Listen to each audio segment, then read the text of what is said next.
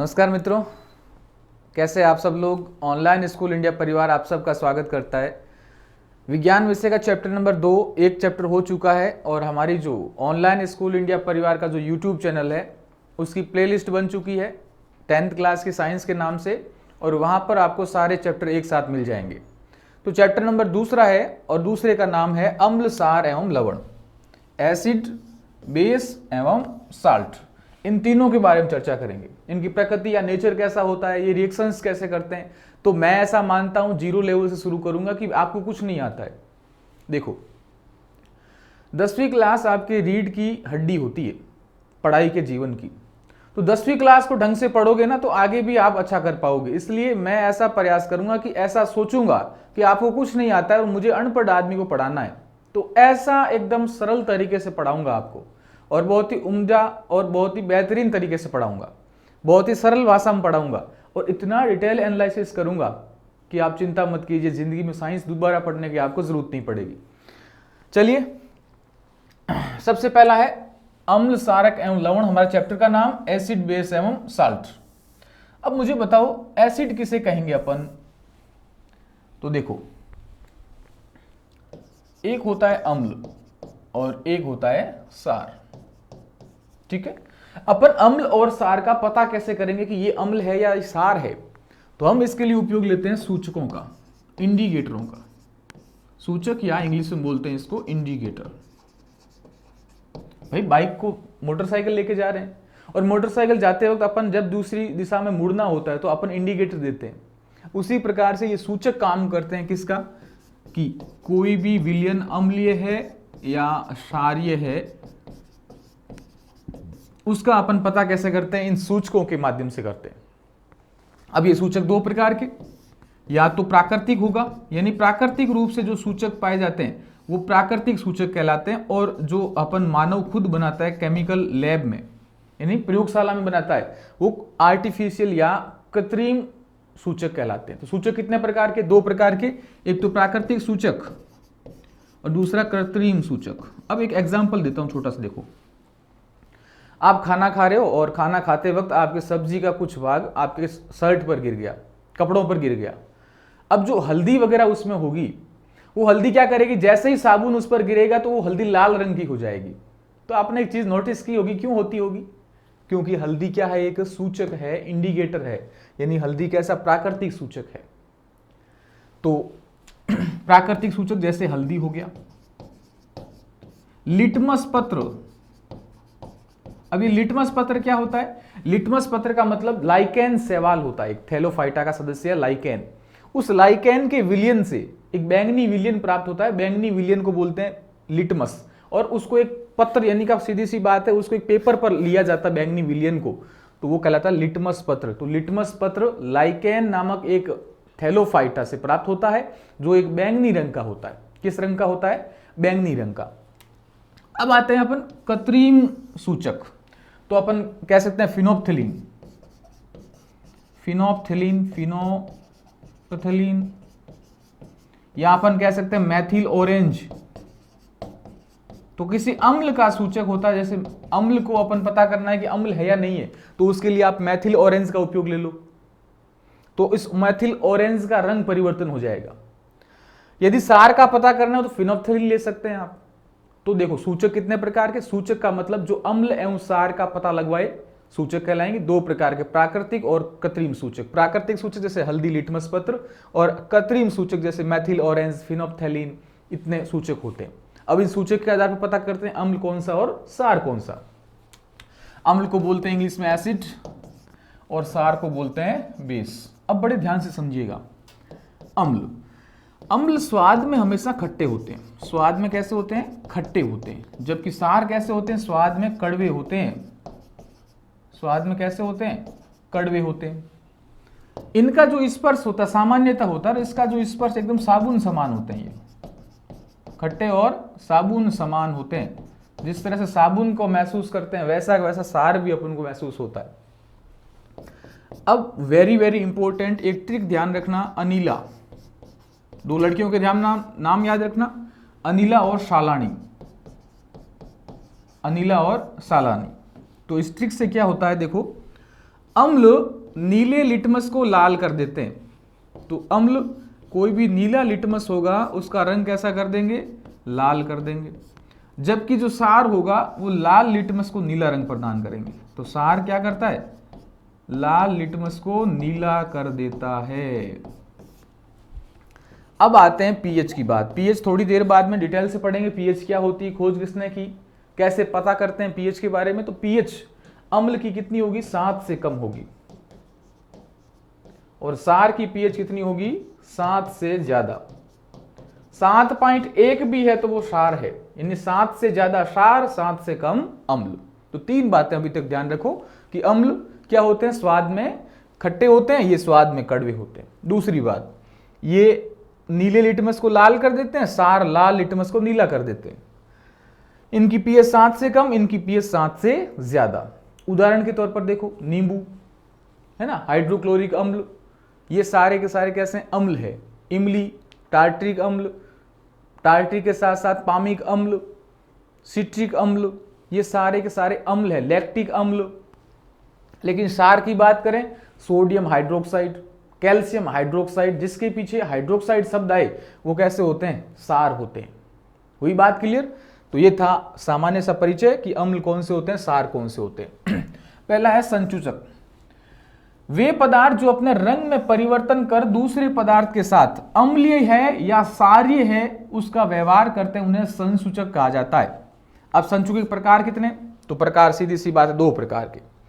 एक तो कौन सा, प्राकृतिक संसूचक या नेचुरल इंडिकेटर, यानी वे सूचक जो प्राकृतिक स्रोत से प्राप्त होते हैं उन्हें प्राकृतिक संसूचक कहते हैं। जैसे लिटमस पत्र, हल्दी, चाइना रोज, लाल गोभी।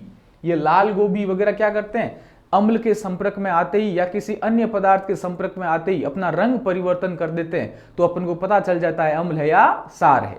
तो बताओ मुझे, संसूचक किसे कहेंगे या सूचक किसे कहेंगे। कि सूचक जो अम्ल है या सार है उसकी पदार्थ की प्रकृति का पता करवाता है, सूचक कहलाता है। सूचक 2 प्रकार के, प्राकृतिक और कृत्रिम। प्राकृतिक क्या करता है, प्राकृतिक रूप से प्राप्त होता है, जैसे लिटमस, हल्दी, लाल गोभी, चाइना रोज। और कृत्रिम की बात करते हैं तो आ जाओ कृत्रिम पर। अब लिटमस की बात कर लेते हैं। लिटमस क्या होता है, एक बार, लिटमस विलयन बैंगनी रंग का रंजक होता है, बैंगनी रंग का होता है, थेलोफाइटा के समूह लाइकेन से प्राप्त होता है। और इस लिटमस विलयन में न तो अम्लीय होता है न ही सारी होता है, तब इसका रंग कैसा होता है, बैंगनी। और जैसे ही अम्ल या सार उस पर डाल दिया लिटमस पर, तो उसका रंग परिवर्तित हो जाता है। अब देखो, अम्ल नीले लिटमस को कैसा कर देता है, लाल। तो मैंने आपको ट्रिक बताई थी, अनीला। जबकि सार क्या करते हैं, लाल लिटमस पत्र को नीला कर देते हैं, यानी सालानी, सार लाल को नीला कर देते हैं। तो ये ध्यान रखिएगा। अगली बात, हल्दी की बात करें। हल्दी भी एक अन्य प्रकार का प्राकृतिक सूचक है। ये जैसे कपड़े पे गिर गई हल्दी, तो ये पीला रंग जैसे ही अपन साबुन वगैरह लगाते हैं ये लाल रंग में बदल जाएगा। तो कई बार आपने देखा होगा कि जब किसी सफेद कपड़े पर सब्जी का दाग लगा जाता है, तब उसे साबुन से धोते हैं तो यह दाग लाल रंग का हो जाता है। और अम्ल के साथ हल्दी रंग में कोई परिवर्तन नहीं होता। अम्ल के साथ जब भी हल्दी क्रिया करेगी, क्योंकि हल्दी खुद अम्लीय है, तो उसका कितना प्रभाव नहीं पड़ेगा। लेकिन जैसे ही सार गिरेगा हल्दी पर, तो हल्दी लाल हो जाएगी। इसलिए साबुन कैसा होता है, सारीय प्रकृति का होता है। तो सारक के साथ क्रिया करके ये लाल भूरा रंग कर देती है। हल्दी का इस प्रकार से डायग्राम बनाया है। अगला है संश्लेषित यानी कृत्रिम सूचक, जो आपने प्रयोगशाला में बनाया हो।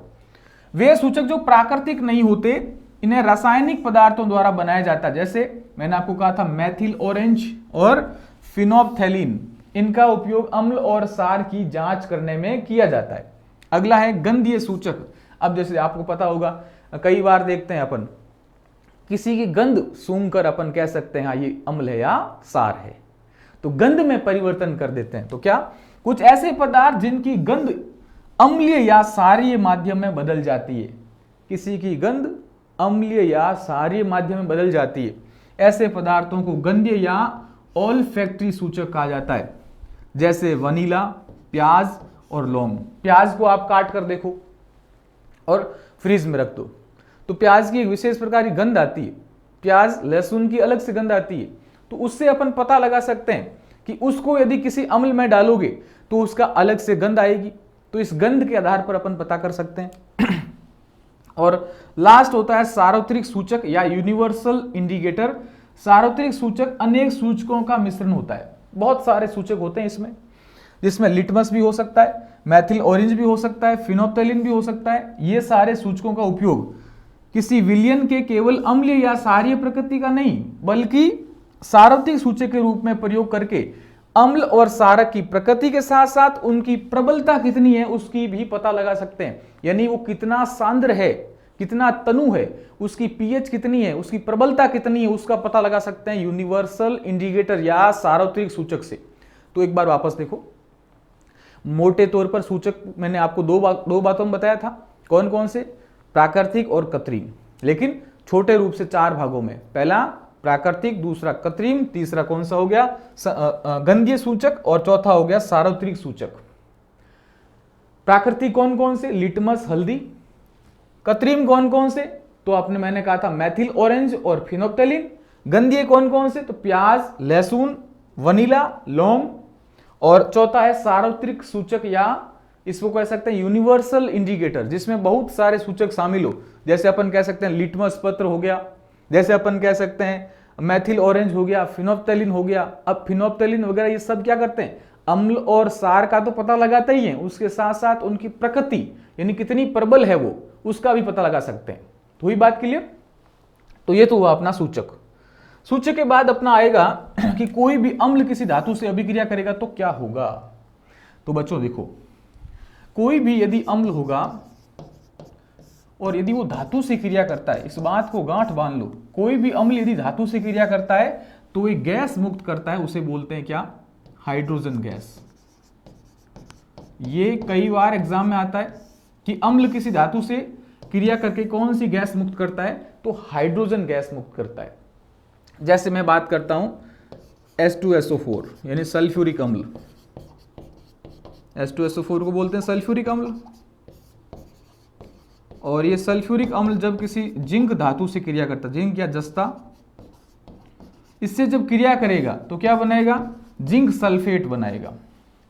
क्या बनाएगा, ये जिंक इस हाइड्रोजन को बाहर निकालेगा और सल्फेट से क्रिया करेगा तो क्या बनेगा, लवण। लवण कह सकते हो या जिंक सल्फेट। जिंक सल्फेट बना। और इस जिंक सल्फेट के साथ में ये जो गैस है हाइड्रोजन, देखो सल्फेट तो इसके साथ क्रिया कर गया तो हाइड्रोजन बची पीछे, ये हाइड्रोजन बाहर निकल जाएगी। तो कौन सी गैस निकलती है, किसी धातु की अम्ल के साथ क्रिया होने पर हाइड्रोजन गैस बाहर निकलती है। तो देखो अब हमारी किताब क्या कहती है, अम्ल धातु से अभिक्रिया करके संगत धातु की लवण और हाइड्रोजन गैस प्रदान करती है। यानी अम्ल किसी धातु से क्रिया करेगा तो लवण बनाएगा और हाइड्रोजन गैस बनाएगा। ये बात गांठ बांध लीजिएगा। तो जिंक के साथ जैसे ही अपन हाइड्रोक्लोरिक अम्ल की अभिक्रिया करवाते हैं, तो जिंक के साथ मैंने हाइड्रोक्लोरिक अम्ल की अभिक्रिया करवाई तो ये ZnCl बन गया। ZnCl बन गया क्योंकि HCl होता है, तो ये जिंक HCl के साथ क्रिया करेगा और H बाहर निकल आएगा, तो ZnCl2 बन गया। बाहर जो गैस निकलेगी वो कौन सी है, हाइड्रोजन गैस है। जबकि ये क्या है, जिंक क्लोराइड, और ये है जिंक। ठीक है, तो किसी भी धातु की मतलब जिंक के HCl के साथ क्रिया करवाई तो ये HCl इस जिंक से क्रिया करेगा तो क्या बनेगा, ZnCl2, तो 2HCl मान लो। ZnCl2 और साथ में कौन सी गैस निकलेगी, हाइड्रोजन। कितने अणु, 2 अणु। तो ये हो गया, ये क्या होता है, लवण। और ये कौन सी गैस हो गई, हाइड्रोजन गैस निकल गई। धातु किसी भी अम्ल से क्रिया करेगा तो हाइड्रोजन गैस निकालेगा, इस बात को ध्यान रखना। अब देखो, अब अपन बात करते हैं किसी भी अम्ल की अभिक्रिया करवाते हैं किसी और धातु से तो भी कौन सी गैस निकलती है, हाइड्रोजन। जैसे एग्जांपल दिया है, हाइड्रोक्लोरिक अम्ल किसी सोडियम धातु से क्रिया कर रहा है तो इस सोडियम की क्रिया किससे होगी, Cl से, तो पीछे कौन बचा, हाइड्रोजन। ये हाइड्रोजन बाहर निकलेगा तो क्या बना, सोडियम क्लोराइड यानी लवण बना, यानी नमक बना। साथ में कौन सी गैस निकलेगी, हाइड्रोजन गैस निकलेगी। तो धातु के साथ कोई भी अम्ल क्रिया करेगा हाइड्रोजन गैस बनाएगा। ये एक एग्जाम्पल दिया मैंने आपको, सबसे पहले समझा दिया कि जिंक जब सल्फ्यूरिक अम्ल के साथ क्रिया करेगा तो जिंक सल्फेट बनाएगा और साथ में कौन सी गैस निकालेगा, हाइड्रोजन गैस निकालेगा। अगला है हाइड्रोजन गैस की कैसे पता लगा सकते हैं कि हाइड्रोजन गैस ही बाहर निकली। तो ऐसे पर्सनली से एक प्रयोग करते हैं। जब हम किसी धातु को किसी अम्ल से अभिक्रिया करवाते हैं, यानी धातु किसी जब अम्ल से क्रिया करता है तो क्या बनता है? लवण बनता है। और कौन सी गैस निकलती है? अरे बोलो रे, हाइड्रोजन गैस निकलती है।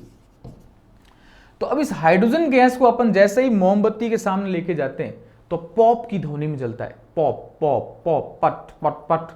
तो देखो, फट फट की ध्वनि के साथ हाइड्रोजन गैस का दहन होता है। फट फट, जैसे अपन फटाके फोड़ते हैं ना तो फट फट फट फट की आवाज आती है, वैसे हाइड्रोजन गैस की इस प्रकार से आवाज आती है। अगला देखिए, धातु कार्बोनेट या धातु हाइड्रोजन कार्बोनेट के साथ अम्ल की अभिक्रिया करवाते हैं। धातु कार्बोनेट का मतलब जैसे मैंने किसी Na2CO3, तो धातु है ये Na और कार्बोनेट यानी CO3।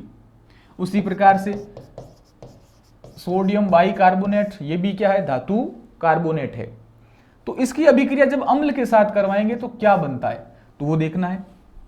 तो आप बड़े ध्यान से देखो, कार्बोनेट का मतलब CO3 धातु के साथ क्रिया करेगा तो क्या बनेगा? जैसे CaCO3, calcium carbonate, sodium carbonate, sodium bicarbonate. अब इनकी अभिक्रिया अपन करवाते हैं किससे? अम्ल से करवाते हैं। तो देखो, चूना पत्थर, चौक, संगमरमर कैल्शियम कार्बोनेट के विभिन्न रूप है। तो कैल्शियम कार्बोनेट से क्या बनता है? चूना पत्थर बनता है। और क्या बनता है? चौक बनती है। इन कार्बोनेट की सभी धातु कार्बोनेट एवं हाइड्रोजन कार्बोनेट अम्ल के साथ अभिक्रिया करके क्या बनाते हैं? लवण बनाते हैं, कार्बन डाइऑक्साइड गैस निकालते हैं और जल प्रदान करते हैं।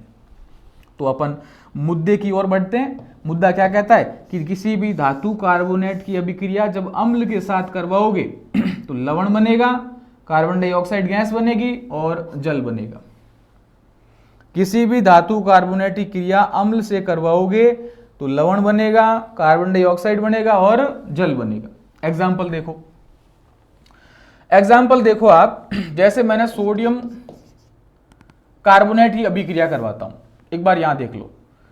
जैसे नाइट्रिक अम्ल है HNO3, इसको NHO3 एक ही बात है, HNO3 एक ही बात है, इसको बोलते हैं नाइट्रिक अम्ल। ये नाइट्रिक अम्ल जब सोडियम कार्बोनेट से क्रिया करेगा, वापस सुनो, जब ये नाइट्रिक अम्ल सोडियम कार्बोनेट से क्रिया करेगा तो देखो, ये Na इस NO3 के साथ कार्य कर लेगा तो क्या बनेगा? NaNO3, साथ में कौन सी गैस निकालेगा? CO2, और एक अणु किसका बनेगा? जल का बनेगा। तो अपने इतना ध्यान रखो कि जब नाइट्रिक अम्ल सोडियम कार्बोनेट से क्रिया करता है, यानी धातु कार्बोनेट से जब कोई अम्ल क्रिया करता है तो लवण बनाएगा, कार्बन डाइऑक्साइड निकालेगा और जल बनाएगा। तो अपन सीधी सी बात है, यदि कोई अम्ल धातु कार्बोनेट से क्रिया करेगा तो धातु कार्बोनेट और अम्ल की क्रिया के फलस्वरूप क्या बनता है? लवण बनता है। उस लवण के साथ कार्बन डाइऑक्साइड गैस बनती है और इस कार्बन डाइऑक्साइड गैस के साथ क्या बनता है? जल बनता है। तो देखो एक बार, नाइट्रिक अम्ल की क्रिया सोडियम कार्बोनेट से करते हैं तो क्या बनता है? सोडियम नाइट्रेट बनता है, कार्बन डाइऑक्साइड बनती है और जल बनता है। वैसा और एग्जांपल देखो, कैल्शियम कार्बोनेट CaCO3, इसकी अभिक्रिया H2SO4 से होती है, यानी अम्ल से होती है, सल्फ्यूरिक अम्ल से होती है। तो क्या बनेगा? तो CaSO4 बनेगा। पहला तो CaSO4 यानी कैल्शियम सल्फेट बनेगा, दूसरा बनेगा कार्बन डाइऑक्साइड और तीसरा बनेगा जल। तो किसी भी धातु कार्बोनेट की अभिक्रिया अम्ल से करवाने पर क्या बनता है? लवण बनता है, कार्बन डाइऑक्साइड गैस बनती है और H2O बनता है, जल का अणु बनता है। तीनों बातें ध्यान रखना। पहला क्या? पहला आपको ध्यान रखना है, यदि कोई अम्ल किसी धातु से क्रिया करता है तो हाइड्रोजन गैस बनाता है। दूसरा ध्यान रखना, यदि धातु कार्बोनेट किसी अम्ल से क्रिया करता है, धातु कार्बोनेट किसी अम्ल से क्रिया करता है तो क्या बनाता है? लवण बनाता है, कार्बन डाइऑक्साइड बनाता है और जल बनाता है। ठीक है जी, ये इस प्रकार से वापस एग्जांपल हो गया, वही सेम का सेम। अब होता है धातु हाइड्रोजन कार्बोनेट, यानी सीधी सी बात, जैसे मैंने आपको बात की NaHCO3, तो ये धातु हो गया, ये हाइड्रोजन हो गया, ये कार्बोनेट हो गया। तो धातु हाइड्रोजन कार्बोनेट की अम्ल के साथ अभिक्रिया करवाएं तो क्या होगा? तो देखो क्या होगा, यह है धातु अम्ल और ये किसी हाइड्रोजन कार्बोनेट के साथ, धातु अम्ल hydrogen carbonate, carbonate carbon dioxide और जल बनाएगा। उदाहरण देखो, सोडियम बाई कार्बोनेट NaHCO3, इसकी अभिक्रिया में एक बार यहां देख लो, देखो मैं यहां ले रहा हूं धातु हाइड्रोजन कार्बोनेट, हाइड्रोजन कार्बोनेट यानी धातु यानी Na ले लो, हाइड्रोजन और कार्बोनेट। यदि इसकी अभिक्रिया किसी अम्ल के साथ करवाऊं, और अम्ल में लेता हूं जैसे हाइड्रोक्लोरिक अम्ल, हाइड्रोक्लोरिक अम्ल, अब क्या बनेगा वो आपको देखना है। तो मैंने आपको कहा कि जब कोई धातु बाई कार्बोनेट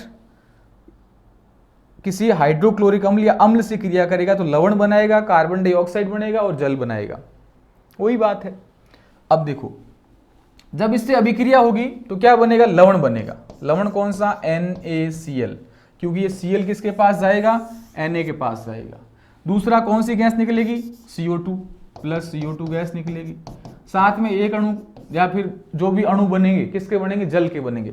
तो धातु हाइड्रोजन कार्बोनेट की अभिक्रिया किसी अम्ल से करवाने पर लवण बनता है, कार्बन डाइऑक्साइड बनती है और साथ में क्या बनती है, जल बनती है। ये तीन बातें ध्यान रखना। पहला, धातु के साथ यदि कोई अम्ल की क्रिया करवाते हैं तो हाइड्रोजन गैस और लवण बनता है। दूसरा, धातु कार्बोनेट की अभिक्रिया जब अम्ल से करवाते हैं तो कौन सी गैस निकलती, कार्बन डाइऑक्साइड निकलती है। और तीसरा, धातु बाई कार्बोनेट की अभिक्रिया अम्ल से करवाते हैं तो भी कार्बन डाइऑक्साइड और जल बनता है। हुई बात क्लियर। ये तो बात हुई मुख्य तौर से अम्ल की।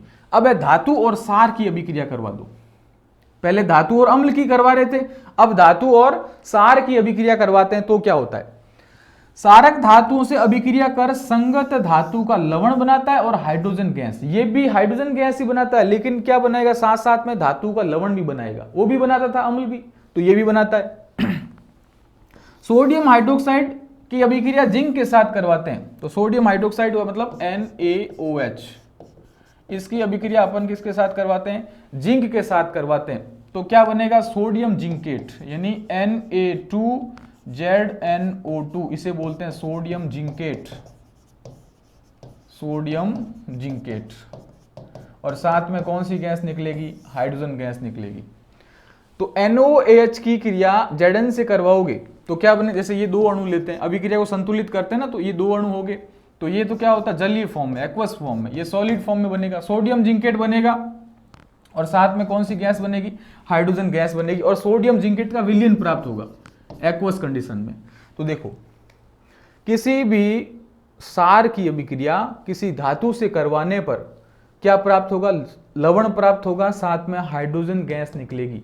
वो जो अम्ल में करते थे वो भी यही बात करनी है, यानी किसी अम्ल की अभिक्रिया किसी धातु से करवाओगे तो हाइड्रोजन गैस निकलेगी और लवण बनेगा।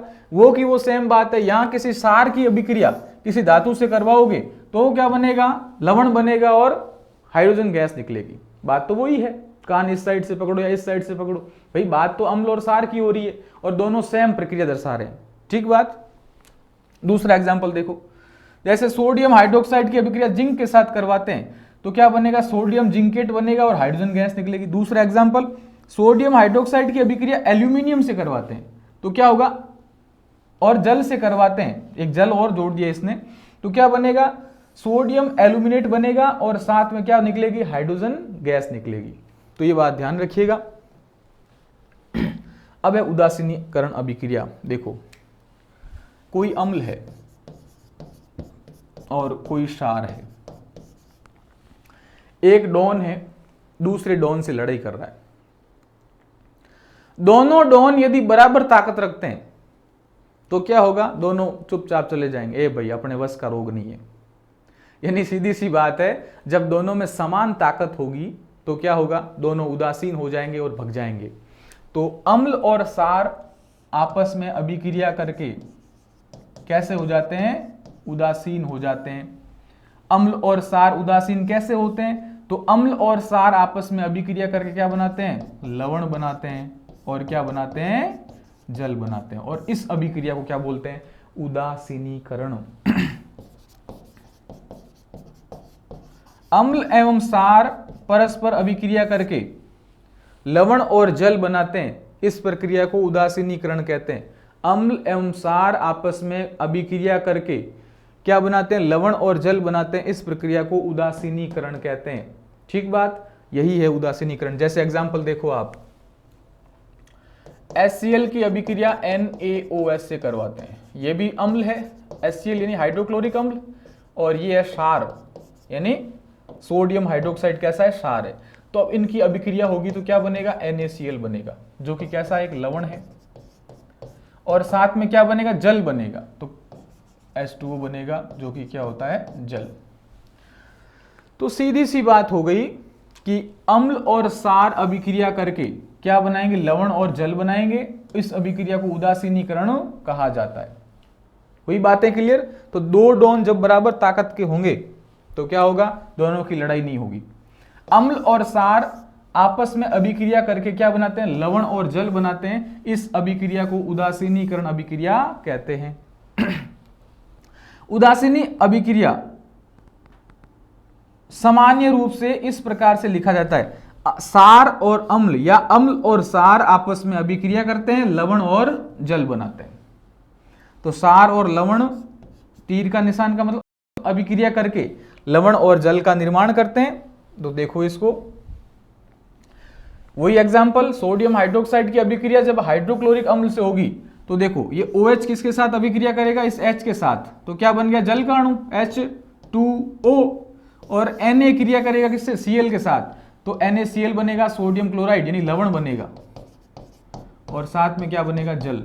तो अम्ल और सार, ये सोडियम हाइड्रोक्साइड क्या है, सार है, हाइड्रोक्लोरिक अम्ल क्या है, अम्ल है। सार और अम्ल आपस में अभिक्रिया करके लवण और जल बनाते हैं। दूसरा एग्जाम्पल, जब सोडियम हाइड्रोक्साइड अभिक्रिया किससे करता है, नाइट्रिक अम्ल से, तो ये सोडियम हाइड्रोक्साइड सार है, नाइट्रिक अम्ल है, तो ये अभिक्रिया करके सोडियम नाइट्रेट बनाएगा और साथ में क्या बनाएगा, जल बनाएगा। तो सोडियम हाइड्रोक्साइड की अभिक्रिया HNO3 से होने पर सोडियम नाइट्रेट बनता है और साथ में क्या बनता है, जल, और ये लवण है। इसी प्रकार से और अभिक्रिया, जब NaOH की अभिक्रिया सल्फ्यूरिक अम्ल से होगी तो सोडियम सल्फेट बनेगा और साथ में क्या बनेगा, जल बनेगा। यानी अम्ल और सार अभिक्रिया करके उदासीनीकरण करते हैं, मतलब लवण और जल बनाते हैं। वही बातें क्लियर। अगली बात है धातु ऑक्साइड का अम्लों के साथ अभिक्रिया। देखो अभी तक की अपने धातु कार्बोनेट की, अब अपन कर रहे हैं धातु ऑक्साइड की, यानी कोई भी धातु है उसमें क्या जुड़ी हुई है, ऑक्सीजन जुड़ी हुई है, तो वो कहलाता है धातु ऑक्साइड। जैसे अपन बात करते हैं Fe2O3, यानी धातु है Fe, साथ में क्या जुड़ी, ऑक्सीजन जुड़ी है। अब देखो उनकी यदि अम्ल के साथ अभिक्रिया करवाते हैं तो क्या बनेगा, तो वही लवण बनेगा और जल बनेगा। सभी धातु ऑक्साइड क्षारीय प्रकृति के होते हैं। पहली बात ये ध्यान रखना कि जो भी धातु ऑक्साइड होगा वो क्षारीय प्रकृति की होगा, इसलिए ये अम्ल के साथ अभिक्रिया करके लवण बनाएंगे और जल बनाएंगे। यह बिल्कुल उदासीनीकरण अभिक्रिया की तरह ही होता है। यदि आपसे एग्जाम में प्रश्न पूछ ले कि धातु ऑक्साइड जब किसी अम्ल से अभिक्रिया करते हैं तो ये किस प्रकार की अभिक्रिया है, तो ये किस प्रकार की है, उदासीनीकरण अभिक्रिया है, न्यूट्रिफिकेशन रिएक्शन है, यानी उदासीनीकरण की प्रक्रिया है। तो देखो ये है फेरस ऑक्साइड या फेरिक ऑक्साइड Fe2O3, Fe2O3 ये धातु ऑक्साइड है। ये किससे क्रिया करता है, H2SO4 यानी अम्ल से क्रिया करेगा तो क्या बनेगा, Fe2SO4। होल थ्राइस कर लो तो यहां भी 3 करना पड़ेगा। अब इसके साथ में क्या बनता है, जल बनता है। कितने अणु, 3 अणु। तो अपने ध्यान रखो, जब किसी धातु ऑक्साइड की अभिक्रिया अम्ल के साथ करवाई जाती है तो क्या बनेगा, उसका अम्ल का सल्फेट बनेगा यानी लवण बनेगा और साथ में क्या बनेगा, जल बनेगा। तो बच्चों, प्यारे बच्चों, यहां ध्यान दो कि धातु ऑक्साइड कोई भी होगा, उस धातु ऑक्साइड की अभिक्रिया यदि अम्ल से होगी तो क्या बने, क्योंकि धातु ऑक्साइड किसकी भांति काम करते हैं, सार की भांति काम करते हैं, तो उदासीनीकरण होगा यानी क्या बनेगा, लवण बनेगा और साथ में क्या बनेगा, जल बनेगा। एग्जाम्पल आपने देख लिया। दूसरा एग्जाम्पल कॉपर ऑक्साइड यानी CuO, कॉपर ऑक्साइड, इसकी अभिक्रिया किससे करते हैं? हाइड्रोक्लोरिक अम्ल से। तो बच्चों देखो क्या बनेगा, एक तो जल का अणु बनेगा, नहीं ये जल के साथ क्रिया करेगा, और कॉपर किसके साथ करेगा? Cl के साथ। तो क्या बनाएगा? CuCl2 प्लस क्या बनेगा? H2O। यानी कॉपर क्लोराइड एक लवण है, साथ में क्या बन रहा है? जल बन रहा है। तो ये अभिक्रिया ध्यान रखिएगा। और एग्जाम्पल, कैल्शियम ऑक्साइड की अभिक्रिया जब हाइड्रोक्लोरिक अम्ल के साथ करते हैं तो क्या देखो, ये CaO, तो O किसके साथ अभिक्रिया करेगा? जल के साथ, यानी हाइड्रोजन के साथ। और Cl किसके साथ अभिक्रिया करेगा? Ca के साथ। तो क्या बनेगा? CaCl2 और H2O। तो कैल्शियम क्लोराइड और जल बनता है। अगला है सारक एवं अधातु ऑक्साइड की अभिक्रिया। यहां अधातु ऑक्साइड है, वहां धातु ऑक्साइड था, यानी अधातु ऑक्साइड का निर्माण करेंगे और उसकी अभिक्रिया करवाते हैं किससे? सार से, न कि धातु ऑक्साइड, क्योंकि धातु ऑक्साइड सार की भांति काम करते थे। और यहां कैसा है? अधातु ऑक्साइड है। अधातु ऑक्साइड की प्रकृति अम्लीय होती है। देखो बच्चों, ऑक्साइड दो प्रकार के मैंने आपको बताए। पहले कौन से? एक तो धातु ऑक्साइड, धातु ऑक्साइड, और दूसरा होता है अधातु ऑक्साइड। तो प्यारे बच्चों, जब धातु ऑक्साइड होगा तो किसकी भांति काम करेंगे? वो सार की भांति। और अधातु ऑक्साइड है तो किसकी भांति काम करते हैं? अम्ल की भांति। तो मुझे बताओ, जब सार अम्ल से क्रिया करेगा तो वो भी कैसी अभिक्रिया है? उदासीनीकरण की अभिक्रिया है। तो देखो, अधातुओं की प्रकृति अम्लीय प्रकृति की होती है। अधातु ऑक्साइड की प्रकृति, यहां ऑक्साइड है, ध्यान रखना। तो अधातु ऑक्साइड की प्रकृति कैसी होती? अम्लीय प्रकृति की होते हैं, जो सार से अभिक्रिया करके क्या बनाएंगे? लवण और जल बनाते हैं। यही अभिक्रिया किसकी उदाहरण है? उदासीनीकरण का उदाहरण है, या उसके समान होती है। तो किसी सार की अभिक्रिया जब अधात्विक ऑक्साइड से करोगे, लवण बनेगा और जल बनेगा। जैसे एग्जांपल देखो, सार का मतलब NaOH, मतलब सोडियम हाइड्रोक्साइड, एक उदाहरण लेते हैं। उसकी अभिक्रिया किससे करते हो? CO2 से। अधात्विक ऑक्साइड, कार्बन कैसा है? अधातु है, और पीछे लगा ऑक्सीजन, तो अधात्विक ऑक्साइड। तो क्या बनेगा? लवण बनेगा, यानी NaCO, ये NaOH है, ये CO2 से जैसे ही क्रिया करेगा Na2CO3, यानी सोडियम बाइकार्बोनेट, यानी कार्बोनेट लवण बना, और साथ में क्या बनेगा? जल बनेगा। एक बार प्यारे बच्चों यहां ध्यान दो, ये है सोडियम हाइड्रोक्साइड। सोडियम हाइड्रोक्साइड ये कैसा है? सार है। इसकी अभिक्रिया अपन किससे करवाते हैं? अम्ल से करवाते हैं, सॉरी अधातु ऑक्साइड से करवाते हैं, नहीं CO2 से करवाते हैं, माना कि। तो इसकी अभिक्रिया अपन कार्बन डाइऑक्साइड से करवाते हैं, और ये कैसा ऑक्साइड है? अधातु ऑक्साइड है। अब जैसे अधातु ऑक्साइड से किसकी अभिक्रिया करोगे? सार की अभिक्रिया करोगे, तो क्या बनेगा? लवण और जल। और लवण कौन सा? Na2CO3, ये बना, और साथ में क्या बनेगा? जल बनेगा। अब इसको संतुलित कर दो, तो Na2CO3 और क्या बनेगा? जल बनेगा। ये तो क्या हो गया बच्चों? लवण हो गया, और ये क्या हो गया? जल हो गया। तो किसी भी अधातु ऑक्साइड की अभिक्रिया सार के साथ करने पर लवण की प्राप्ति होती है, साथ में जल की प्राप्ति होती है। अब आते हैं लवण पर। अब बड़े ध्यान से समझिएगा, लवण क्या होता है। देखो, लवण का मतलब ऐसी चीज जो अम्ल और सार से बनता है, ठीक है। लवण अम्ल और सार के उदासीनी अभिक्रिया के माध्यम से बनता है, और अम्लीय लवण, जो लवण होते हैं वो दो प्रकार के होते हैं, या तो अम्लीय प्रकृति का होगा तो उसे बोलते हैं अम्लीय लवण, या सारीय प्रकृति का होगा उसे बोलते हैं सारीय लवण, ठीक है। तो पहला है अम्लीय लवण। अम्लीय लवण प्रबल अम्ल एवं दुर्बल सार की अभिक्रिया से बनते हैं। क्यों? क्योंकि प्रबल कौन है? अम्ल है, तो अम्लीय सार बनेगा। देखो, जिसमें जो प्रबल होगा उसी का ही नाम आएगा। तो प्रबल अम्ल एवं दुर्बल सार से बनते हैं। जैसे देखो, दो डॉन है, एक डॉन तो बहुत ही मोटियार है, बहुत ही ज्यादा पावरफुल है, तो उसका नाम ज्यादा होगा, जबकि कमजोर का नाम कम होगा। तो उसका नाम ज्यादा होता, तो यहां प्रबल अम्ल है, अम्ल कौन है? प्रबल है, जबकि दुर्बल क्या है? सार है, तो इसका नाम ही क्या पड़ गया? अम्लीय लवण। तो ऐसा लवण जिसमें प्रबल अम्ल होता है और दुर्बल सार की अभिक्रिया से बनता है, वो अम्लीय लवण होता है। जैसे देखो, हाइड्रोक्लोरिक अम्ल प्रबल अम्ल है भाई साहब, बहुत ही पावरफुल अम्ल है, जबकि दुर्बल सार है अमोनियम हाइड्रोक्साइड यानी NH4OH। NH4OH और HCl की अभिक्रिया होगी तो अम्लीय लवण बनेगा, यानी NH4Cl यानी अमोनियम क्लोराइड बनेगा, साथ में जल बनेगा। जबकि ये कैसा है, अम्लीय लवण है, क्योंकि अम्ल इसमें क्या लिया था अपन ने, प्रबल, और दुर्बल क्या लिया था, सार। तो ये बना पहला अम्लीय लवण।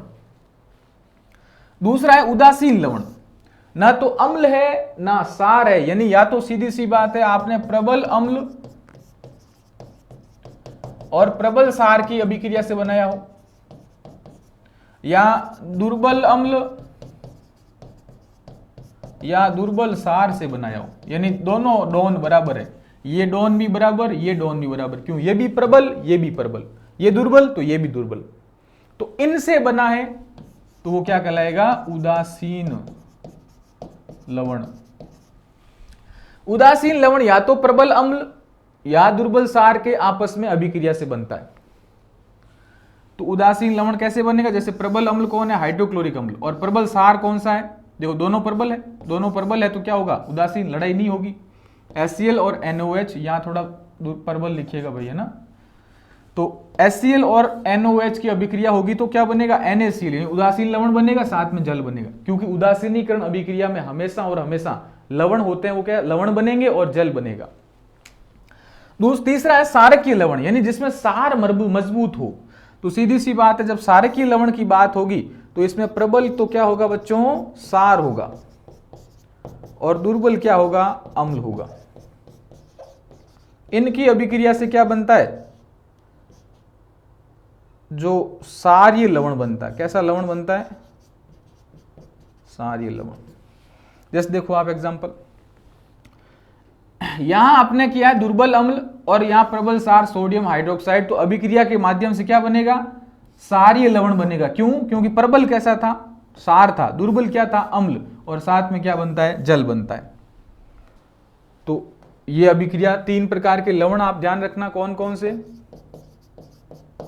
एक तो अम्लीय लवण जिसमें अम्ल प्रबल हो, दूसरा उदासीन लवण जिसमें अम्ल भी प्रबल हो और सार भी प्रबल हो, और जिसमें सार प्रबल हो वो सारीय लवण।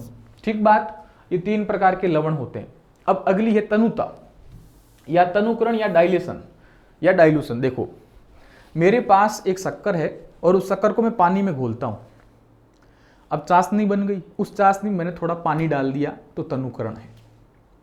यानी किसी भी पदार्थ में यदि आप क्या करोगे, उसकी मात्रा को कम करोगे, उसकी सांद्रता को कम करोगे तो तनुकरण है, और सांद्रता को बढ़ाओगे तो सांद्रीकरण है, कंसंट्रेशन है, और तनुकरण करोगे यानी उसमें पानी डालोगे तो डाइल्यूशन है। जैसे देखो, यदि जल में अम्ल या सार मिलाने पर आयन की सांद्रता प्रति इकाई आयतन में कम हो जाए तो तनुकरण है। माना कि कोई जल है, उसमें अपन ने क्या बनाया, माना कि अम्ल मिलाया या सार मिलाया, यदि उनके आयनों की सांद्रता कम हो जाए, मतलब वो थोड़ा, अपन कह सकते हैं ना, जैसे अपन बात करते हैं भाई शहद की बात करते हैं, बोला थोड़ा पानी मिला दो थोड़ा पतला हो जाएगा, तो वो तनुकरण है। मतलब किसी की सांद्रता कम करना, बोला सब्जी में नमक ज्यादा हो गया तो सब्जी और मिला दो, तो वो क्या हो जाएगा, नमक कम हो जाएगा। तो वैसे होता है कि जब जल में अम्ल एवं सार मिलाने पर यदि उनकी आयनों की सांद्रता में क्या आ जाए, प्रति इकाई कमी आ जाए तो तनुकरण कहलाएगा। इस प्रक्रिया को डाइल्यूशन या तनुकरण कहते हैं। अम्ल और सारक को तनुकृत किया जा सकता है। अब आते हैं पीएच स्केल के बारे में, बड़े ध्यान से समझिएगा पीएच स्केल। देखो सबसे पहली बात पीएच स्केल के बारे में ध्यान रखना, ये एक जर्मन शब्द है पीएच। कैसा है, जर्मन शब्द पोटेंज से बना है, पोटेंज। किससे बना है, पोटेंज, इस शब्द से बना है, और इसका मतलब होता है शक्ति। तो पीएच किससे बना है, पोटेंज एक जर्मन शब्द है उससे बना है। इसकी खोज किसने की थी पीएच की, तो 1909 में सोरेनसन ने की थी। तो पीएच की खोज किसने की थी, सोरेनसन ने की थी। इस पीएच का मतलब क्या, देखो पी का मतलब पोटेंज और एच का मतलब हाइड्रोजन। तो हाइड्रोजन आयन की सांद्रता, हाइड्रोजन आयन की सांद्रता ही क्या कहलाती है, पीएच कहलाती है। तो पीएच की सटीक परिभाषा क्या, यानी एकदम फिक्स परिभाषा क्या, कि हाइड्रोजन आयन की ऋणात्मक लॉगरिथम, हाइड्रोजन आयन की ऋणात्मक लॉगरिथम, लॉगरिथम क्या कहलाती है? पीएच कहलाती है।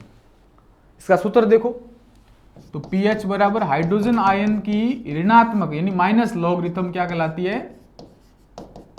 पीएच कहलाती है। तो पीएच बराबर minus log 10 H plus, minus log 10 का मतलब ऋणात्मक लॉगरिथम किसकी? हाइड्रोजन आयन की। तो पीएच बराबर माइनस लॉग 10 H प्लस। तो जितने H प्लस यानी हाइड्रोजन ज्यादा होगा उसकी पीएच उतनी कम होगी। हाइड्रोजन ज्यादा, पीएच कम।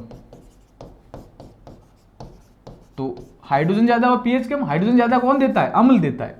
तो अब पीएच स्केल अपन एक फोटो बनाते हैं तो इस प्रकार का प्राप्त होगा।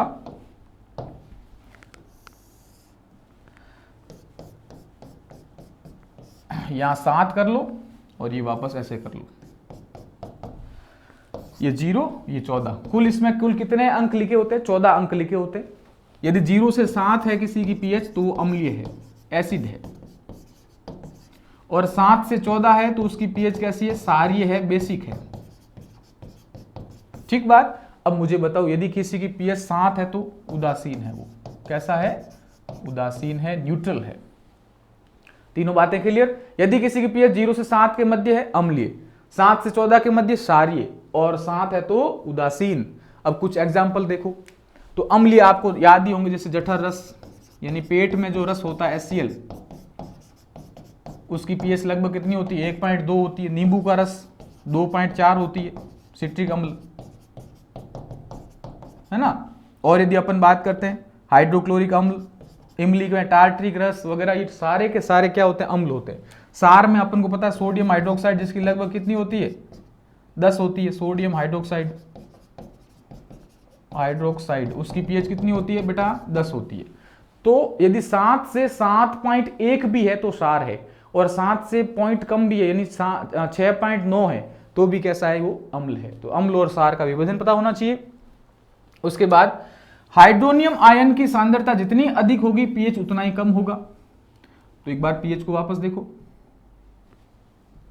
पीएच, किसी विलयन में उपस्थित हाइड्रोजन आयन की सांद्रता को ज्ञात करने के लिए पीएच स्केल का उपयोग लिया गया, और इस स्केल में 1 से 14 तक अंक होते हैं, जिसमें किसी भी अम्ल और क्षार को प्रबलता और दुर्बलता के साथ उनके मान को बताता है।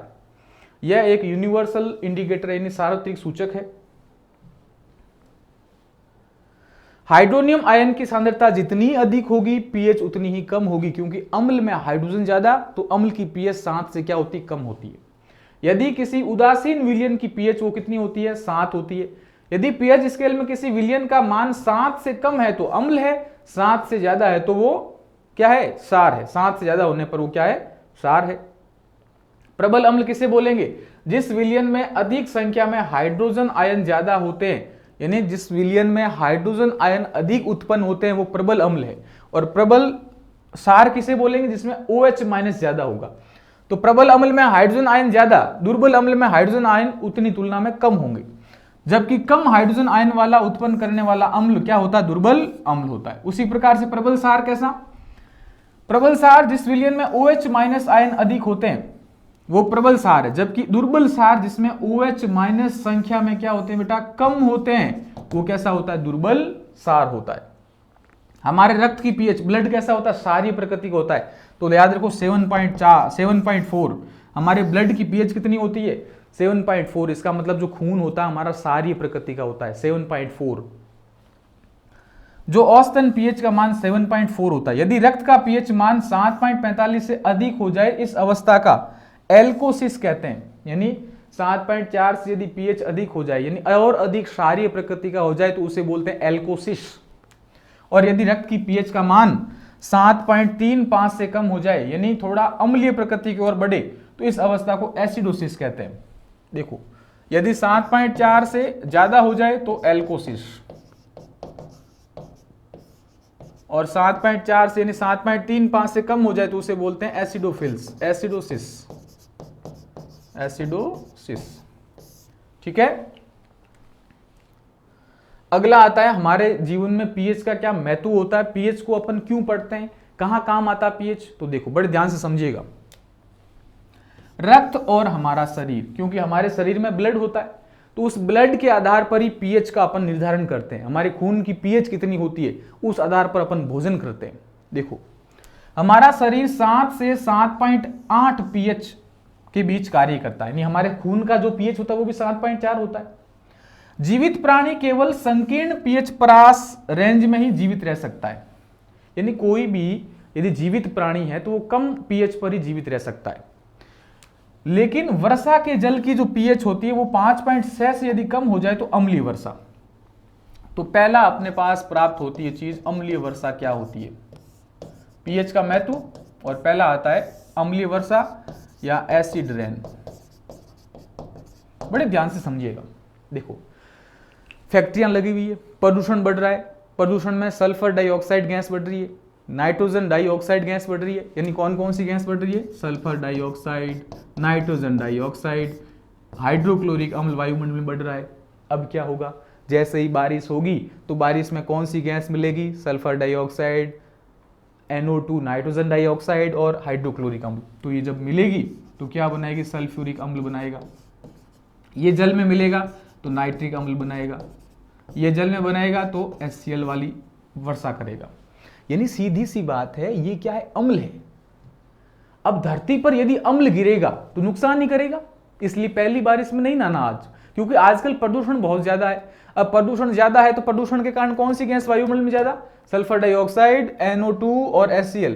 अब ये जल से क्रिया करने पर धरती पर गिरेगी, यदि धरती पर अपन इसमें स्नान वगैरह कर लेते हैं तो नुकसान पहुंचाएगा। कारण क्या, क्योंकि इसमें अम्ल की मात्रा अधिक होती है, क्योंकि इसकी पीएच क्या होती है, 5.6 से कम होती है। यदि किसी की अम्ल यानी वर्षा की पीएच 5.6 से कम हो जाए उसे बोलते हैं अम्लीय वर्षा।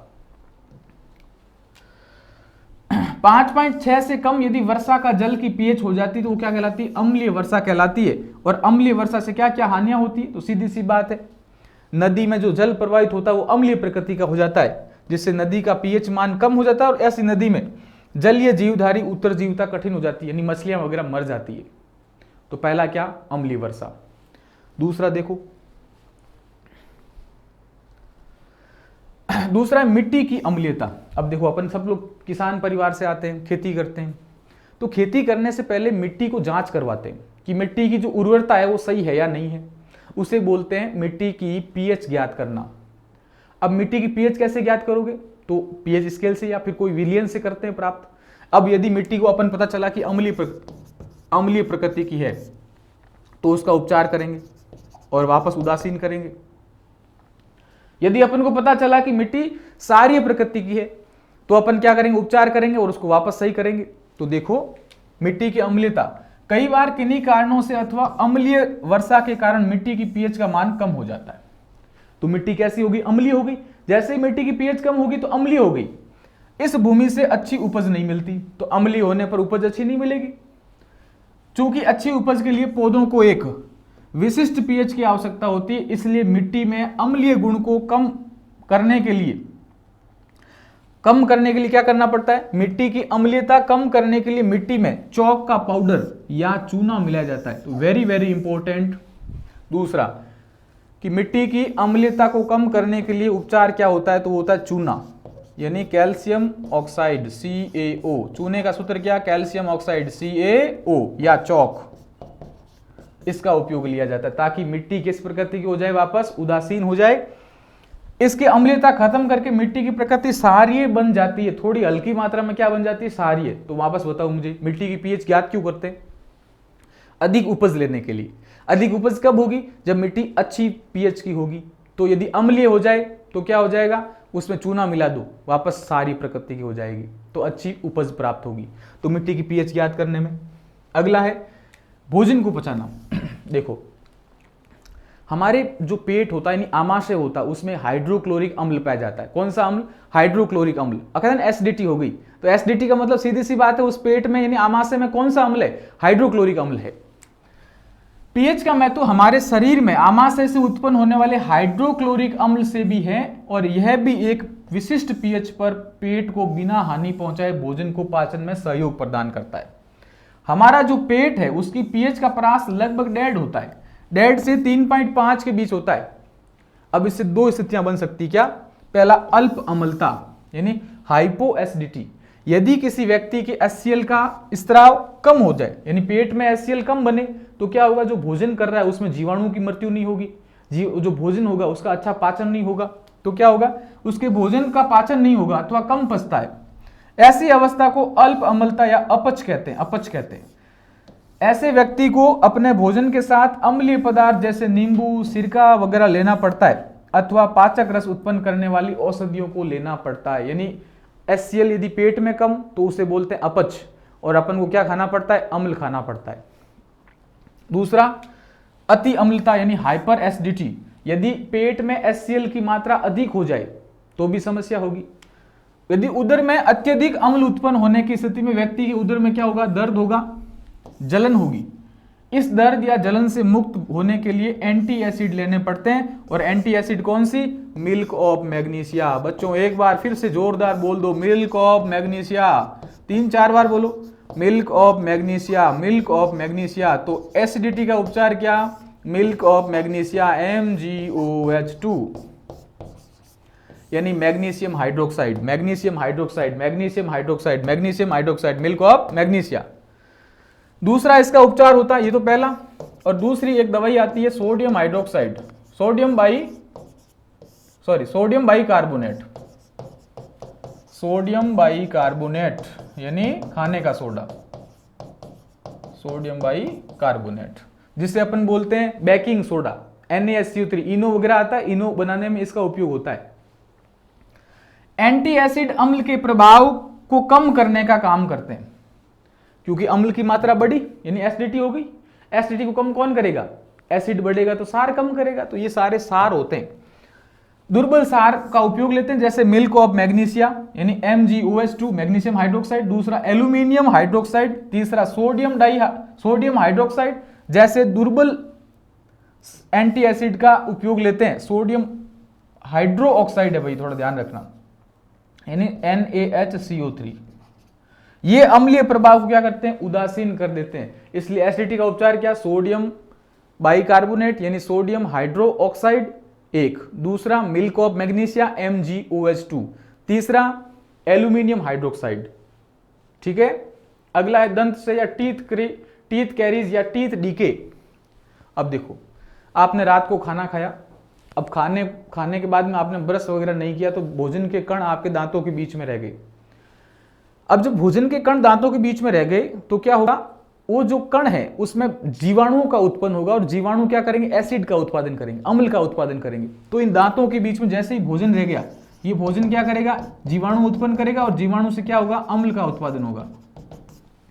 अब यदि इसकी मुख की पीएच 5.5 से कम हो जाए, यदि इस मुख की पीएच कैसी हो जाए? 5.5 से भी कम हो जाए, तो ये दांतों के ऊपर की जो परत होती है इनेमल, वो नष्ट होने लग जाती है, उसे बोलते हैं दंत क्षय।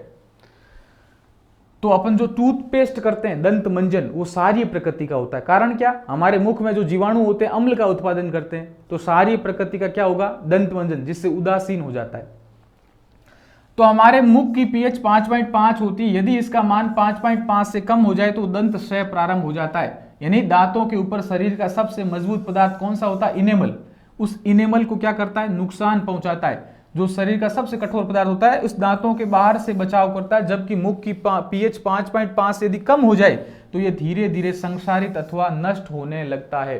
तो क्या लिखोगे दंत क्षय में? कि जब मुख की पीएच 5.5 से कम हो जाए तो यह दांतों के ऊपर उपस्थित इनेमल को नुकसान पहुंचाती है, उसे दंत क्षय कहते हैं। इसका उपचार क्या होता है?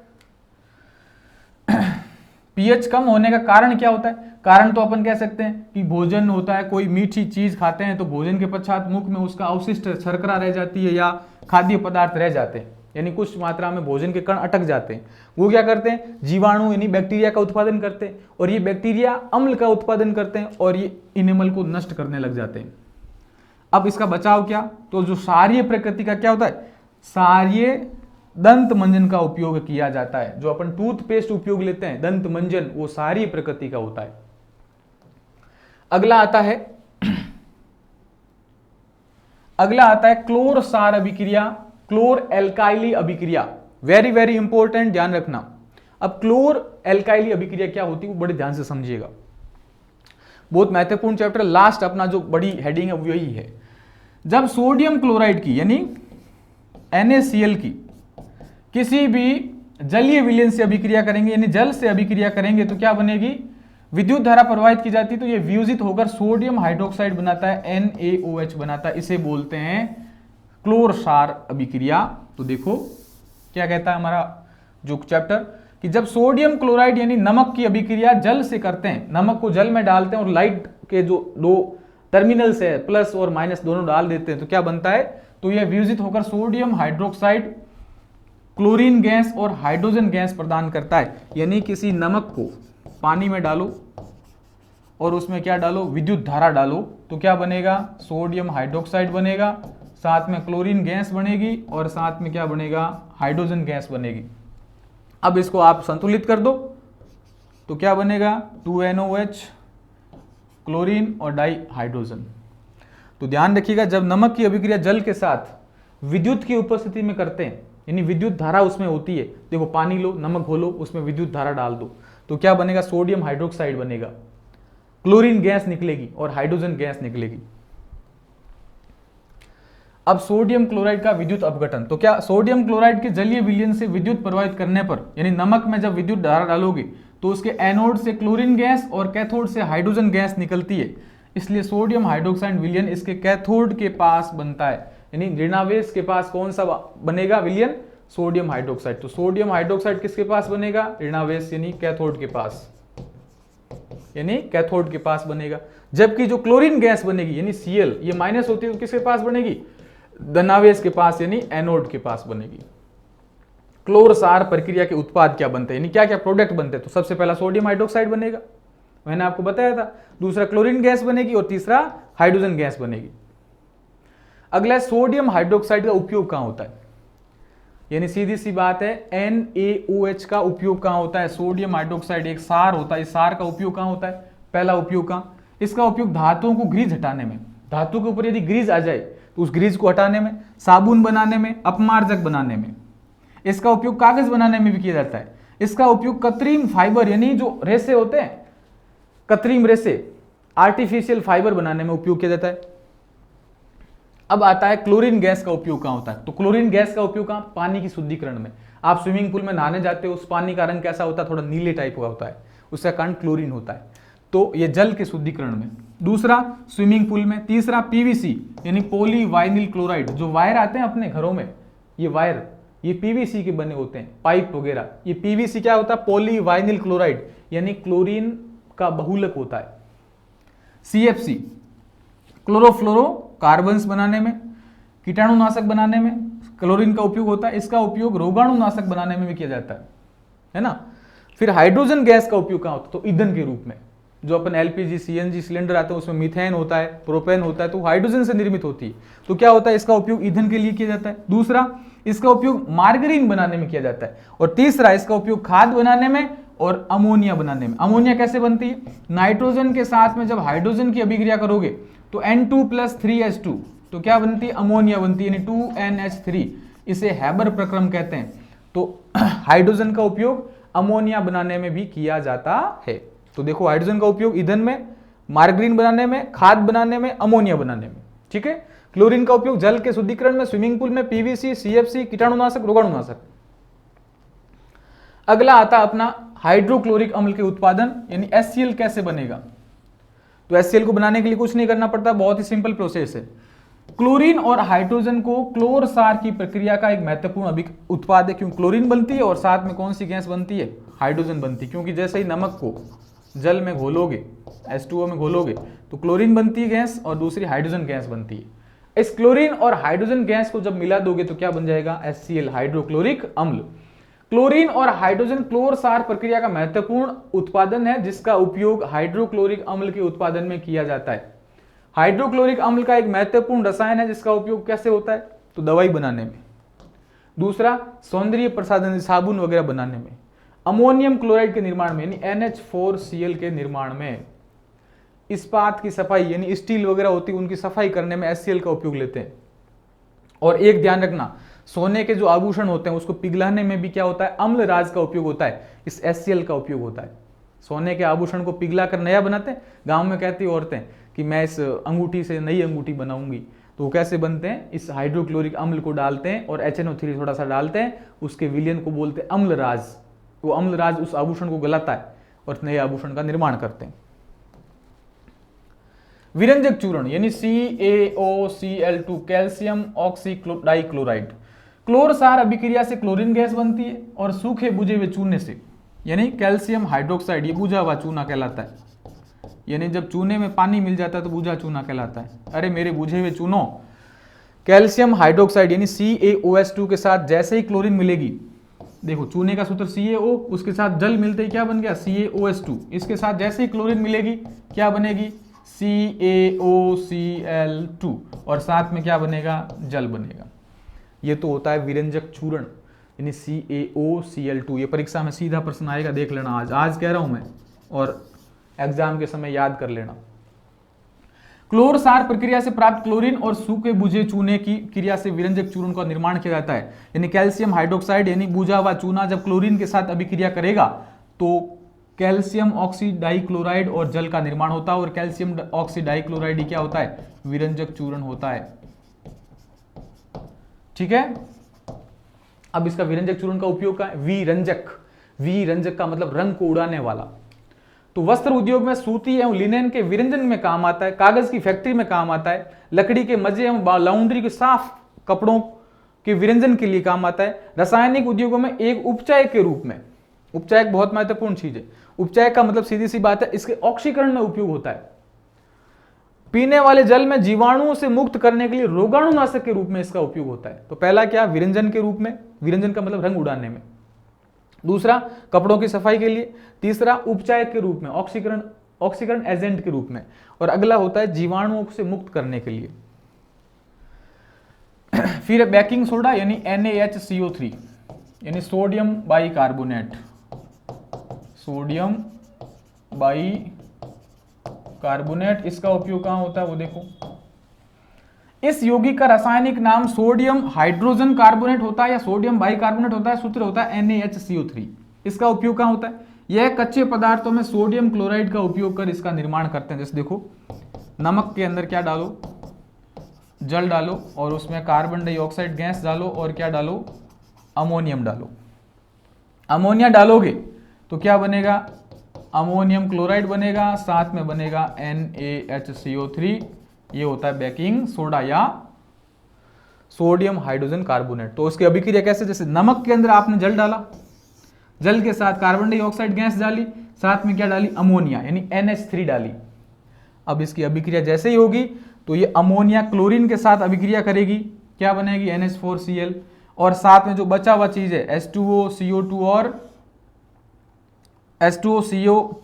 Na, H2O, CO2 और Na, ये तीनों क्या बनाएंगे, NaHCO3 यानी सोडियम हाइड्रोजन कार्बोनेट बनाएंगे। इस प्रक्रिया के दो महत्वपूर्ण उत्पाद क्या है, एक तो अमोनियम क्लोराइड और दूसरा बेकिंग सोडा या NaHCO3। इसको बार बार देखिएगा, बड़ा समझ में आएगा। कम समय में मैं अधिक देने का प्रयास कर रहा हूं, इसलिए स्पीड से चल रहा हूं, ठीक बात। अब इसका उपयोग क्या देखो, सोडियम हाइड्रोजन कार्बोनेट का उपयोग होता है खाना बनाने में। जो बड़े वगैरह बनाते हैं सर्दियों में, वो फूलते बड़े हैं, क्यों फूलते हैं, खाने का सोडे से। तो यही खाने का सोडा है। बेकरी उद्योग में, अग्निशमन यंत्रों में, किसी मकड़ी ने डंक मार लिया, उस डंक के ऊपर ये सोडियम बाइकार्बोनेट लगा दो, सही हो जाएगा। इस सोडे का उपचार आमतौर पर रसोई घर में होता है, स्वादिष्ट पकौड़े बनाने में। कभी कभी इसका उपयोग खाने को शीघ्रता से पकाने में किया जाता है। यह एक दुर्बल सार होता है, इस कारण इसका उपयोग कई बार अति अम्लता के इलाज में भी करते हैं। जैसे एसिडिटी हो गई तो ये खाने का सोडा थोड़ा सा पानी में घोल कर पी लो। इसका उपयोग सोडा अम्ल अग्निशामक यंत्रों में किया जाता है। इसका उपयोग बेकिंग पाउडर में बनाने में किया जाता है, और इसको खाना पकाते समय गर्म किया जाता है। तो क्या अभिक्रिया होती है वो देखो, जब जैसे ही इसको गर्म करोगे तो क्या बनेगा, सोडियम कार्बोनेट बनेगा, जल बनेगा, और कार्बन डाइऑक्साइड गैस बाहर निकलेगी। और यही सोडियम कार्बोनेट का उपयोग साबुन बनाने में किया जाता है। यानी सोडियम बाइकार्बोनेट को जैसे ही गर्म करोगे तो सोडियम कार्बोनेट बनता है, H2O बनता है और CO2 बनता है। यानी बेकिंग सोडे को गर्म करोगे तो सोडियम कार्बोनेट बनता है। अब आते हैं सोडियम कार्बोनेट। चलो इसका निर्माण कैसे करते हैं देखो। बेकिंग सोडा एवं टार्टरिक अम्ल जैसा मंद खाद्य अम्ल के मिश्रण से बेकिंग पाउडर का निर्माण होता है। बेकिंग पाउडर की बात करता हूं तो बेकिंग सोडा होता है, उसमें इमली का चूरा होता है और उससे क्या बनता है, बेकिंग पाउडर बनता है। जब बेकिंग पाउडर को जल में मिलाकर गर्म करते हैं तो ये कार्बन डाइऑक्साइड और जल बनाता है और अम्ल का सोडियम लवण प्रदान करता है। यानी ये जो बेकिंग सोडा होता है उसमें जैसे ही हाइड्रोजन गैस मिली तो कार्बन डाइऑक्साइड बनेगा और जल बनेगा और अम्ल का सोडियम लवण बनेगा। इस अभिक्रिया से कार्बन डाइऑक्साइड गैस उत्पन्न होती है। तो अपने जो डिकार आती है ना जब इनो वगैरह लेते हैं वो कार्बन डाइऑक्साइड गैस होती है। जो ब्रेड या केक को फुलाने में यानी बेकरी उद्योग में इसका उपयोग होता है, किसका, सोडियम बाई कार्बोनेट का। तो जो ब्रेड में जो छिद्र होते हैं, छेद होते हैं, वो कार्बन डाइऑक्साइड गैस के कारण होते हैं। ठीक है, तो ये अपना चैप्टर नंबर 2 था। आपने देखा, इसको प्यार दिया, थैंक यू वेरी मच। इस वीडियो को लगातार देखिएगा, बार बार देखिएगा, क्योंकि ये जिंदगी बनाएंगे आपके। बहुत ही सरल भाषा में समझाया आपको। ये नोट्स किताब से भी ज्यादा है। ये नोट्स आपको टेलीग्राम चैनल पर मिल जाएंगे। मिलते हैं अगले वीडियो में, तब तक मेरा इंतजार कीजिएगा। थैंक यू वेरी मच, खुश रहिएगा।